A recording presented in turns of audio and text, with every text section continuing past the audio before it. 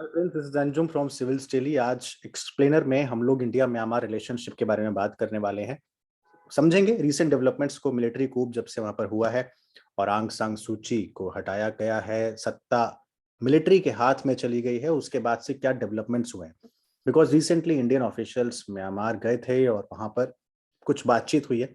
देखते हैं वो क्या क्या बातचीत है और क्या इंडिया का स्टैंड है, पश्चिमी देश क्यों खामोश हैं और क्या कहना है म्यांमार की सेना का। तो प्रीलिम्स के लेवल पे यस, मैप के लिहाज से इंपॉर्टेंट हो सकता है, इंडिया का पड़ोसी देश है, नेबर कंट्री है। और मेंस के लेवल पे इंडिया म्यांमार रिलेशनशिप तो इंपॉर्टेंट है ही पेपर 2 के लिहाज से। तो आइए शुरुआत करते हैं आज के एक्सप्लेनर की। सिविल स्टडी के रिचुअल्स के बारे में आपको पता है, तो मैं बहुत ज्यादा इसके बारे में नहीं बताऊंगा क्योंकि हम लोग हर प्रोग्राम के बारे में बता ही रहे हैं। अगर मैं अपनी इमेज छोटी करके इनकी इमेज करता हूँ बड़ी। हाँ, तो रिसेंटली एक शॉर्ट विजिट हुआ म्यांमार में इंडियन फॉरेन सेक्रेटरी का, और उन्होंने अपना मैंडेट किया कि भाई हम कोऑपरेशन करेंगे क्योंकि आप हमारे एक इम्पॉर्टेंट नेबर हो।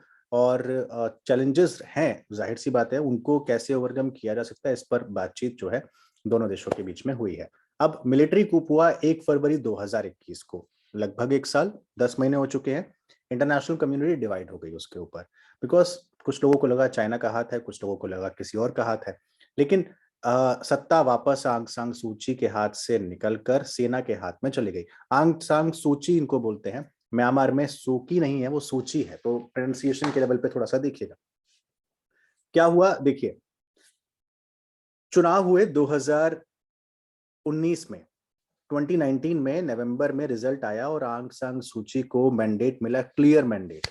क्लियर मैंडेट मिला तो जितना विपक्ष के लोग थे और जित सेना थी, उन्होंने कहा कि चुनाव में हुई है धांधली, हम इसको नहीं मानेंगे। नहीं मानेंगे तो चुनाव आयोग के पास पहुंचे, सुप्रीम कोर्ट पहुंचे और चुनाव आयोग के अध्यक्ष के खिलाफ शिकायत वगैरह की और कहा कि फिर से हमको वोटिंग करवानी है। और सेना ने विपक्ष का पूरा पूरा साथ दिया।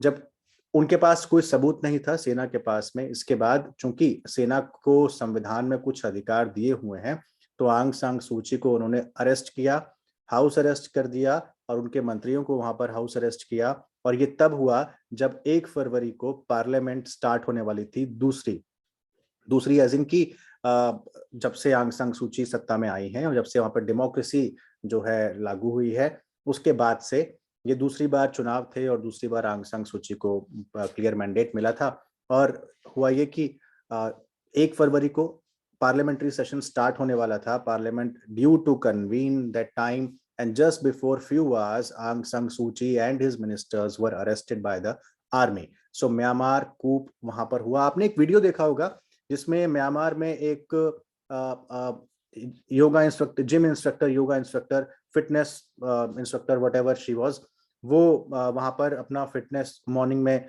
जॉग कर रही हैं, फिटनेस अपना फिटनेस मूव्स कर रही हैं, और उनके पीछे से आर्मी का पूरा काफिला जा रहा था मिलिट्री कूप करने के लिए, और उन्हें उनकी खबर नहीं थी। और ये काफी वायरल हुआ था ये वीडियो। मैं उसी वीडियो की बात कर रहा हूँ, नहीं है तो वीडियो देखिएगा जरूर, आपको पता लगेगा कि किस तरह से वो बेखबर थी अपने एक्सरसाइज करने में, और पीछे पूरा वो मंजर कैद हो रहा था जब सत्ता सेना अपने हाथ में लेती है। तो 2010 में आंग सांग सूची को हाउस अरेस्ट से रिलीज किया गया था और 16 साल वो डिटेंशन में थी। 20 सालों में 16 साल उन्होंने डिटेंशन में बिताए थे।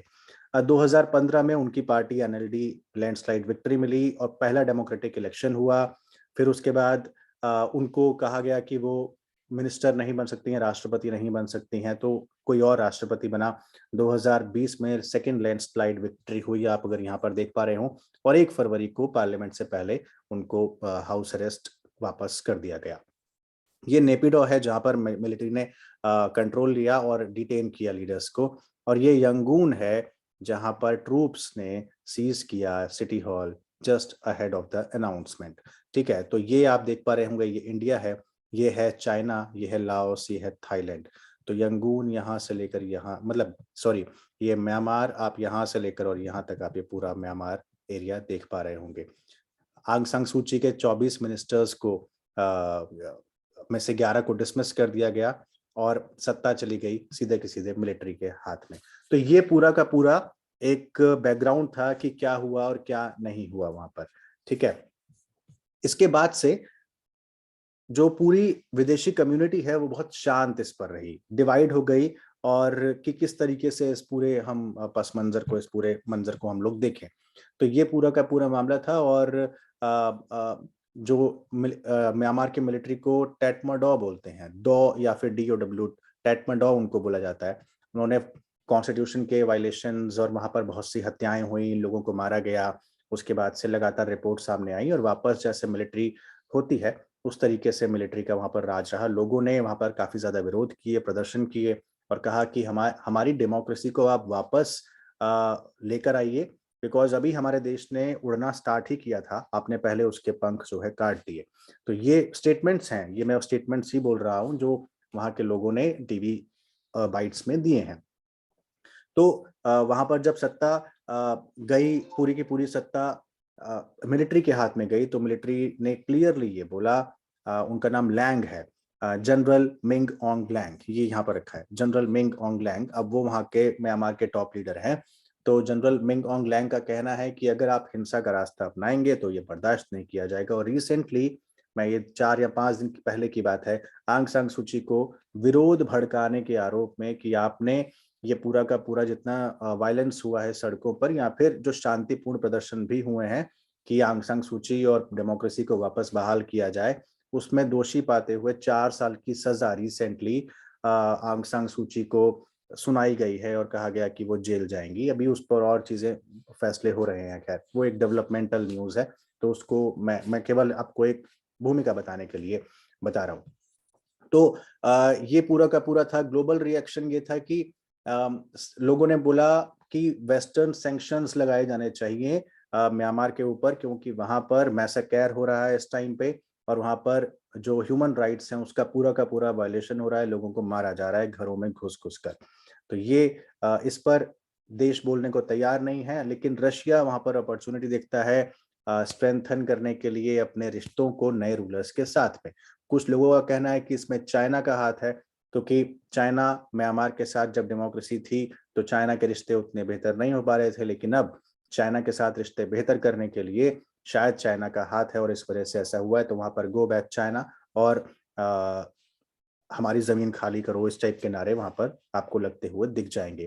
तो रिसेंटली आसियान ने 5 पॉइंट सेंसस फॉर्मूला लेकर आया, लेकिन उसमें कहा कि म्यांमार के टॉप लीडर को यूनिटी दिखानी होगी और वहां पर वापस डेमोक्रेसी बहाल करनी होगी। पॉलिटिकल प्रिजनर्स जितने भी हैं उनको छोड़ना होगा। लेकिन म्यांमार के जो टॉप लीडर हैं, सीनियर जनरल मेंग ओंगलेंग, उन्होंने मना कर दिया है कि मैं कोऑपरेट इस मामले में नहीं करूंगा, इस 5 पॉइंट कंसेंसस फॉर्मूले के मामले में नहीं करूंगा। तो अब नहीं होगा तो किस तरीके से रिश्ते आगे बढ़ेंगे, तो इंडिया की पोजीशन क्या है। तो रिसेंटली मिस्टर श्रृंगला, जो भारत के विदेश सचिव हैं, फॉरेन सेक्रेटरी हैं, वो गए और उन्होंने एक एक सब्सटैंसिव डिसीजन जो है अलग अलग स्टेक होल्डर्स के साथ में रखा। और अच्छी बात ये रही कि जिस तरीके से आंग लेंग उनको लेने आए और उनको छोड़ा, तो एक पॉजिटिव साइड दिखती है कि क्या भारत वहां पर अपनी उपस्थिति, अपनी प्रेजेंस दर्ज करा सकता है। तो इंडिया की पोजीशन इस टाइम वही है जो आसियान की थी, और आप आसियान को सपोर्ट करते हुए इंडिया ने कहा कि पॉलिटिकल प्रिजनर्स को आप रिलीज करिए, रेजोल्यूशन मतलब रिजॉल्व कीजिए इश्यूज को डायलॉग के थ्रू, किसी आर्मी के थ्रू नहीं, डायलॉग के थ्रू डायलॉग लेकर आइए। सीसेशन ऑफ ऑल वायलेंस वो बंद कीजिए, हर तरह की जो आप हिंसा फैला रहे हैं, और आसियान के साथ पूरी तरीके से कोऑपरेट कीजिए। ये इंडिया का भी पॉइंट था जो कि आसियान का पॉइंट था। नाउ कैपेसिटी बिल्डिंग पर इंडिया ने काम किया है। म्यांमार, आप जानते हैं, कैपेसिटी बिल्डिंग प्रोग्राम्स पे वहां पर काम किया है कि किस तरीके से डेमोक्रेसी ट्रांजिशन का जो फेज था पूरा का पूरा आंग सान सूची का साथ देते हुए काम किया किया था, ये हम सब लोग जानते हैं। लेकिन असिस्टेंस रहेगा, लेकिन मीडिएशन नहीं रहेगा जब तक मिलिट्री और एनएलडी का कॉन्फ्लिक्ट है। यानी मिलिट्री, एनएलडी यानी जो आंग सान सूची की पार्टी है, एंड मिलिट्री और एनएलडी के कॉन्फ्लिक्ट के बीच में हम लोग नहीं आएंगे। आपको जो असिस्टेंस चाहिए हम वो कर सकते हैं कैपेसिटी बिल्डिंग प्रोग्राम में या फिर इंफ्रास्ट्रक्चर में, या अलग अलग तरीके से जिस तरीके से डेमोक्रेसी स्ट्रेंथनिंग हो सकती है, लेकिन आप दोनों के आपसी रिश्तों के बीच में हम लोग नहीं पिसेंगे। तो ये इंडिया का स्टैंड वहां पर है, और वो हमेशा से रहा भी है कि अंदरूनी मामले में हम लोग नहीं बोलते हैं। The burden will have to borne by the ASEAN, यानी कि आसियान के जितने देश हैं उनको ये बर्डन लेना पड़ेगा। और इंडिया का कंसर्न है कि बॉर्डर सिक्योरिटी हमारी कहीं अनस्टेबलाइज ना हो जाए, क्योंकि जब भी म्यांमार में कुछ ऐसा होता है तो म्यांमार से जुड़े हुए मिजोरम और बाकी राज्य हैं उनमें आपको इन्फिल्ट्रेशन यानी कि लोग आते हुए वहां पर दिख जाते हैं, आपको वहां पर इंस्टेबिलिटी दिखती है, हमारे यहाँ शरणार्थी रेफ्यूजीज आना स्टार्ट कर देते हैं, और इस बार भी ऐसा हुआ है। बहुत से रेफ्यूजीज म्यांमार से भारत में शरण लेने पहुंचे। तो सेकंड इशू है कि रेफ्यूजी का इशू। पहला है कि हमारी बॉर्डर सिक्योरिटी इनस्टेबल हो जाएगी, और हमने बहुत सीधे सीधे कन्वे कर दिया है कि एंटी इंडिया इंसर्जेंट ग्रुप्स की जो एक्टिविटीज है अगर वो एस्केलेट होती हैं तो वो ठीक बात नहीं होगी। रेफ्यूजी इश्यूज को आपको शेल्टर देना पड़ेगा। Thousands of Myanmar people are already there, and this will only reverse the political settlement in Myanmar through dialogue. ये डायलॉग के थ्रू हो सकता है और किसी के थ्रू नहीं हो सकता। इकोनॉमिक कोऑपरेशन हमेशा से एक एजेंडा रहा है हर बायलैटरल डिस्कशन का, तो म्यांमार के साथ भी चलता है। Now central to this long delayed commitment की एक्सपीडिशियस इम्प्लीमेंटेशन जो होगा वो ट्राइलेटरल हाईवे और कलादान प्रोजेक्ट आप जानते हैं, ट्राइलेटरल हाईवे बन रहा है। कलादान प्रोजेक्ट किस किस देशों के बीच में है, प्लीज आप मुझे ये बताइएगा, उसमें क्या क्या उसकी खासियत है कलादान प्रोजेक्ट की। Multi modal Kaladan project. Now way forward क्या हो सकता है इसका? इंडिया के कंसर्न्स आपने देख लिए, मेनली बॉर्डर इश्यूज वाला कंसर्न है। वे फॉरवर्ड क्या हो सकता है? देखिए चाइना, वे फॉरवर्ड इसका ये है कि इंडिया को समझ में आया और म्यांमार को भी कि चाइना हमारा अकेला दोस्त नहीं है। India now have high equity in Myanmar which must now carefully leverage. आपको उसको बहुत सावधानी से बरतना होगा। आपके पास एक पूरी की पूरी एक लेवरेज है कि आप वहां पर अपना एक हाई इक्विटी का आप अपनी जोरदार उपस्थिति दर्ज करा सके। और ये रिफ्लेक्ट हुआ उस जेस्चर से जो आर्मी के जो जनरल हैं मिंग आंगलेंग, वो मिस्टर श्रृंगला फॉरेन सेक्रेटरी को लेकर जिस तरीके से आते हैं और डिस्कशन होल्ड करते हैं यांगून में, वो अनयूजुअल है, वो हर किसी के साथ उस तरीके से नहीं होता है। लेकिन शायद म्यांमार को पता है कि चाइना अकेला दोस्त नहीं है, उसकी प्रवृत्ति सबको पता है। भारत आपका एकदम निकटतम पड़ोसी है, तो आपको उसके साथ रिश्ते बेहतर करने होंगे।